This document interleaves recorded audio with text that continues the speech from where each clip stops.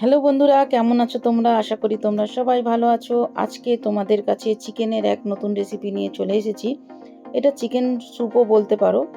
তো এই রেসিপিটা একটু দেখো কিভাবে বানালাম। প্রথমে চিকেনগুলোকে কুকারের মধ্যে নিয়ে নিলাম। আর বন্ধুরা, এই রেসিপিটা খুবই সহজ, খুবই সুস্বাদু। একঘেয়ে চিকেন রেসিপি খেতে খেতে আমাদের মুখ যখন আর ভালো লাগে না মুখে কিছু, তখন মনে করি এই ধরনের রেসিপিগুলো বানিয়ে খাওয়াটা দরকার।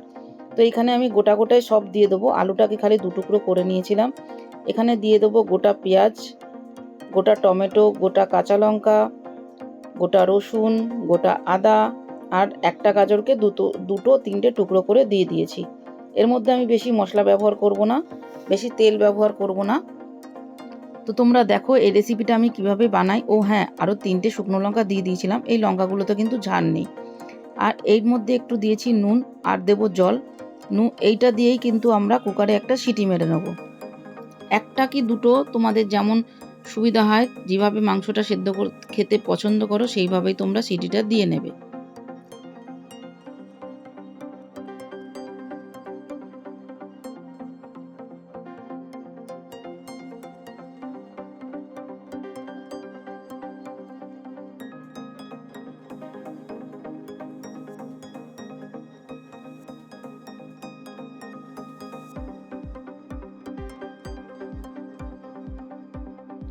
দেখো কুকারের সিটি ঠান্ডা হয়ে গেছে। এবার সব মশলাগুলো একটা গ্রাইন্ডারে বাটির মধ্যে আমি বের করে নেব। প্রথমে বের করে নিলাম শুকনো লঙ্কা যে কটা দিয়েছিলাম সব কটা, আদা, রসুন, পেঁয়াজ, টমেটো সবই বের করে নেব। বের করে মশলাটাকে একটু গ্রাইন্ড করে নেব।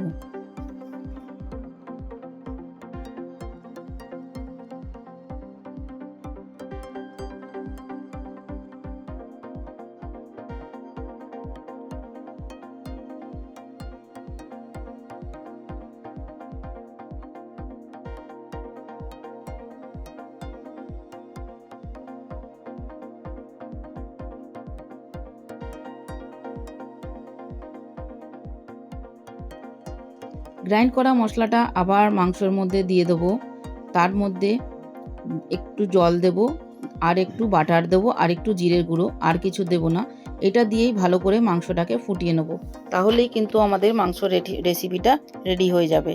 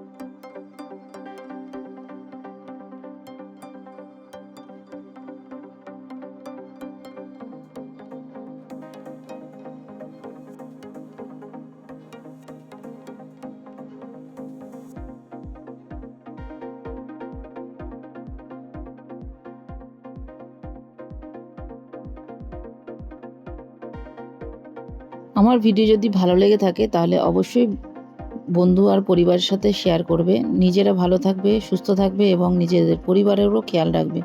টাটা।